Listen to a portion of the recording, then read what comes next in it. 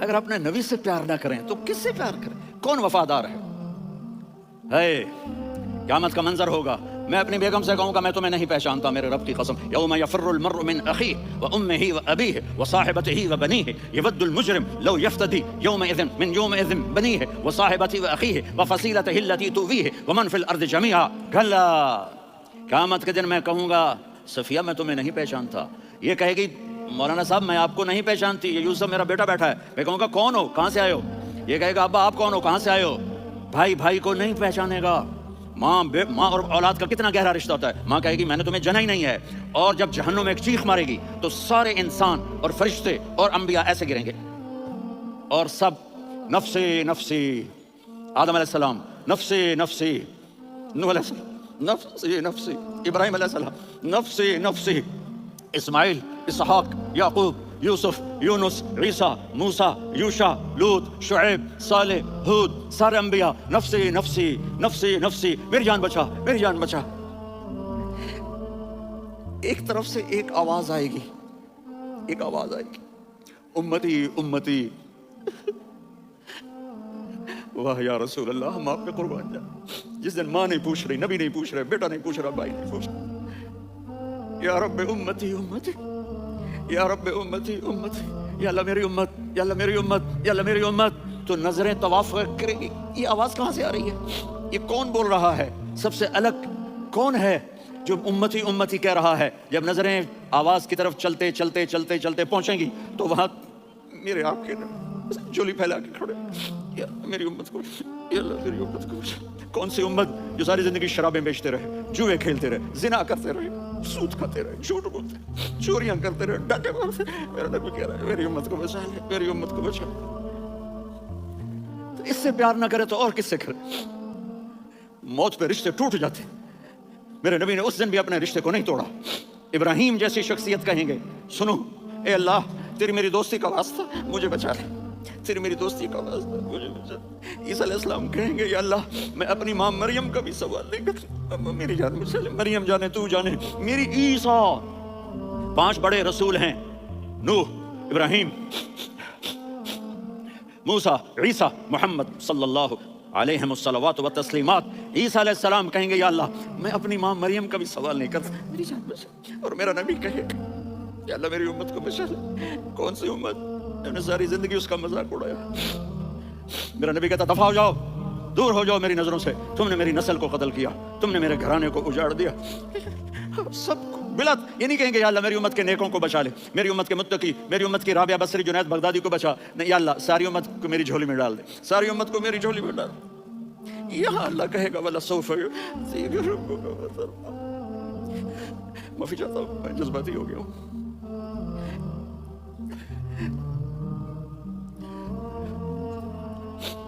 میرے بھائی بہنوں، میرے بچوں، تھوڑی سی زندگی ملی ہے، تھوڑی سی زندگی ملی ہے، اپنے حبیب کی زندگی کو اپنا لو۔ میں تھوڑے تھوڑے اشارے کر کے بتا دیتا ہوں۔ جب آپ بیٹے ہیں تو آپ کہہ رہے ہیں کاش میرے ماں باپ زندہ ہوتے، میں ان کی خدمت کرتا۔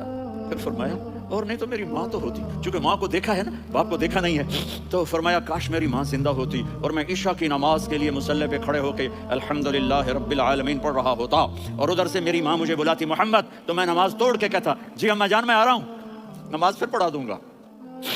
اپنے والدین کی عزت کرو۔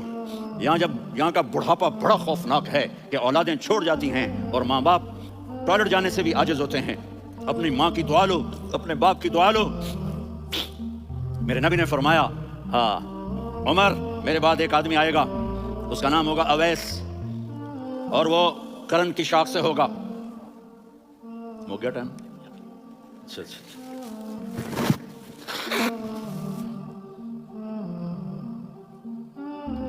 اس سے دعا کرانا، علی آپ بھی، عمر آپ بھی۔ یا رسول اللہ کس لیے؟ کہ اس نے ماں کی ایسی خدمت کی ہے کہ جب ہاتھ اٹھاتا ہے اللہ اس کے ہاتھ خالی نہیں لوٹاتا۔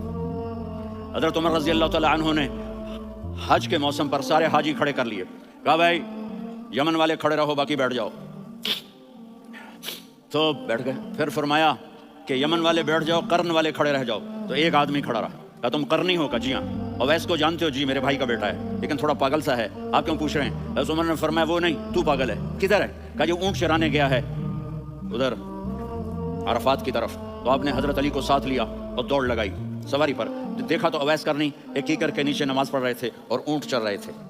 تو جب انہوں نے دیکھا کہ دو آدمی آ کے بیٹھ گئے تو انہوں نے نماز شارٹ کٹ کر دی.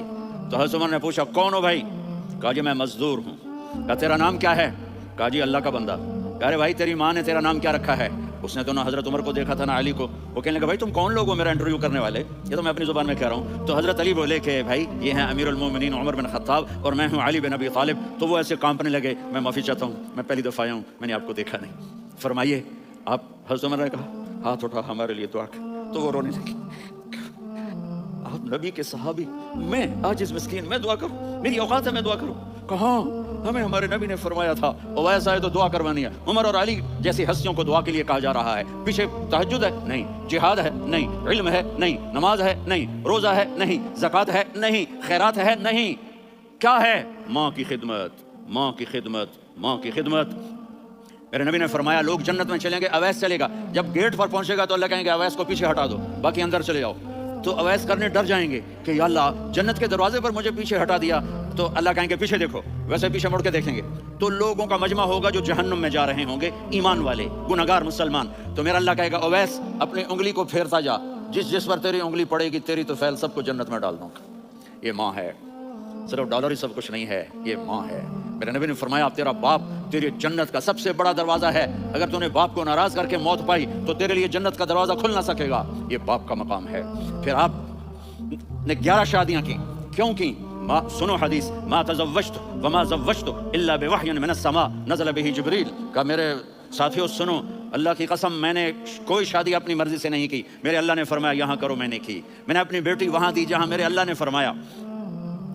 تو اتنی شادیاں کیوں کی ہیں؟ ہمیں گھر کی زندگی سمجھانے کے لیے. میری بات غور سے سنو, دنیا کا سب سے بڑا رشتہ خاوند اور بیوی ہے. سب سے مقدس رشتہ ماں باپ ہے, لیکن سب سے بڑا رشتہ خاوند اور بیوی ہے. جب یہ ٹوٹ جاتا ہے تو پوری نسل برباد ہو جاتی ہے.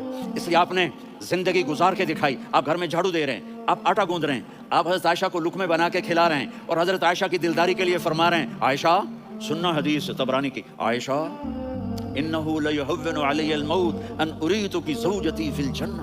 عائشہ مجھے جب سے پتا چلا ہے نا کہ تو جنت میں میری بیوی ہے تو مجھے تو مرنے کا شوق لگ گیا ہے. اللہ کی قسم ہمیں سکھانے کے لیے تھا. جس نے اللہ کو دیکھ لیا ہو اسے عورت کی کیا خواہش رہ جاتی ہے. یہ ہمیں سکھانے کے لیے تھا کہ سب سے زیادہ عزت بیوی اپنے خامند کو دے, خامند اپنی بیوی کو دے.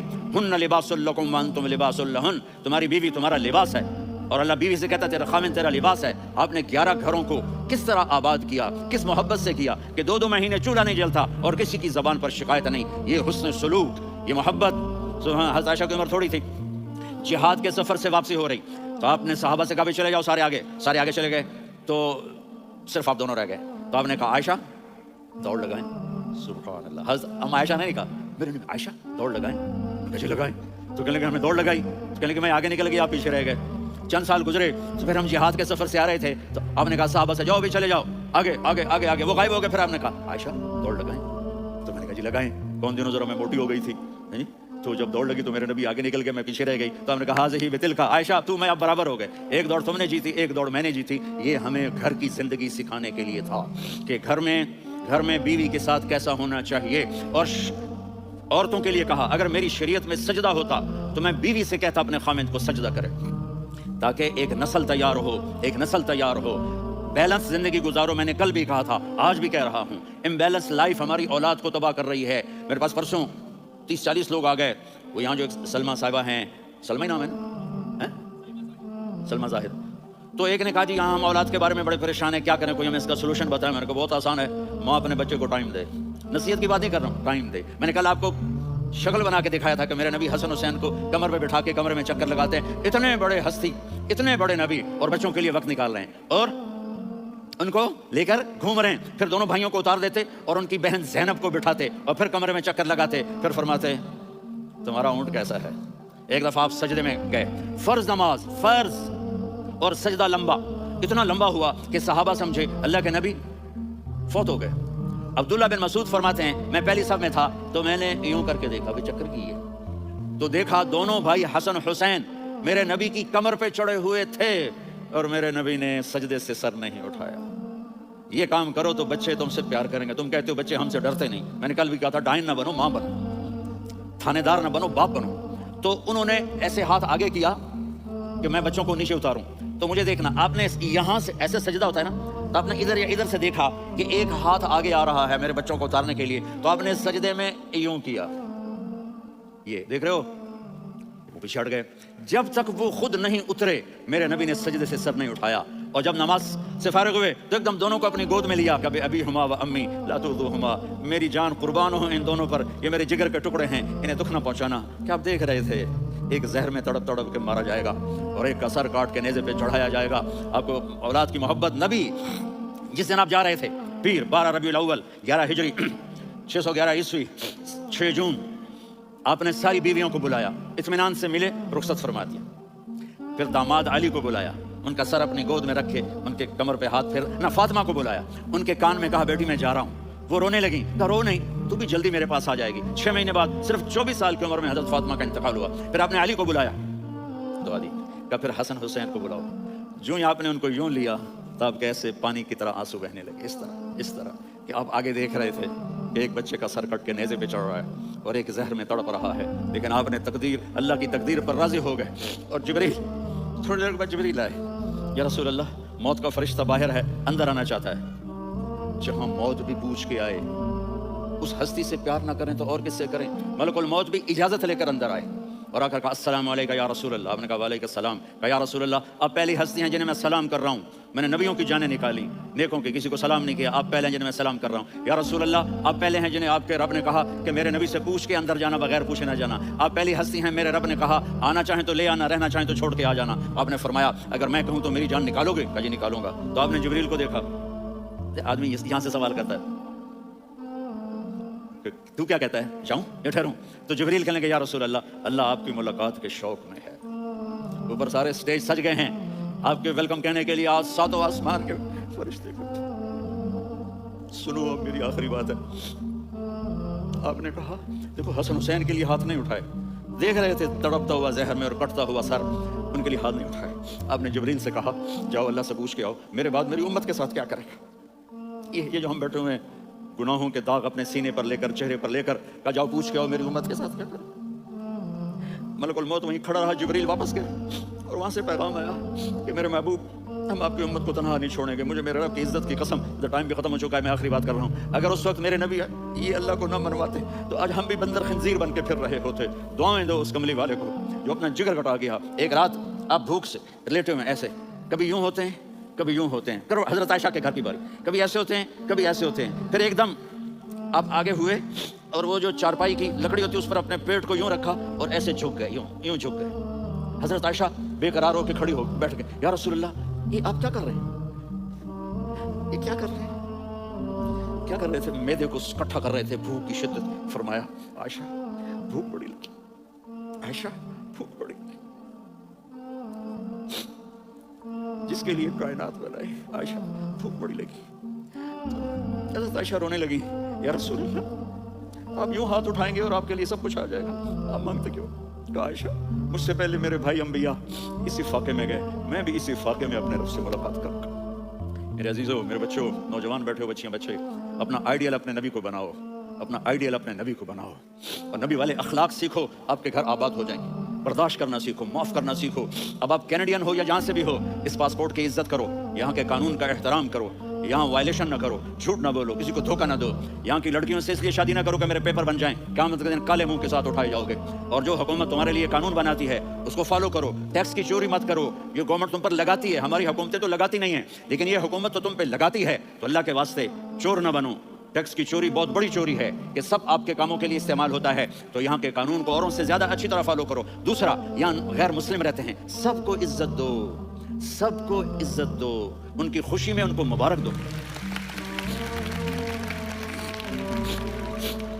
वो उन पे गम आए तो जाके उनके दुख दर्द को बांटो। वो बीमार हो जाएं तो हॉस्पिटल पूछने जाओ, वो मर जाएं तो घर वालों से जाकर अफसोस करो। तब जाकर वो इस्लाम के लिए सोचेंगे कि ये कौन है मोहब्बत करने वाले, हमदर्दी करने वाले। हम अपने ही कुएं में घूम रहे हैं मेंढक की तरह। किस तरह बात आगे जाएगी जब तक वो हमारे अखलाक नहीं देखेंगे, हमारी मोहब्बत नहीं देखेंगे, हमारी खिदमत नहीं देखेंगे। कितने यहाँ ओल्ड होम्स बने हुए हैं, चक्कर लगाया करो, जाके सिर्फ एक स्माइल दे दो तो उस बूढ़े का सारा दिन अच्छा गुजर जाएगा। कितने करने के काम हैं। اگر آپ کے پاس کینیڈین پاسپورٹ ہے تو آپ پاکستان میں جائیدادیں نہ بناؤ، یہاں اپنا سب کچھ خرچ کرو، وہاں کاروبار نہ کرو، یہاں کاروبار کرو، ادھر زکوٰۃ نہ دو، ادھر زکوٰۃ دو، یہاں بھی بہت زکوٰۃ کے مستحق لوگ آپ کو ملیں گے، یہاں خرچ کرو۔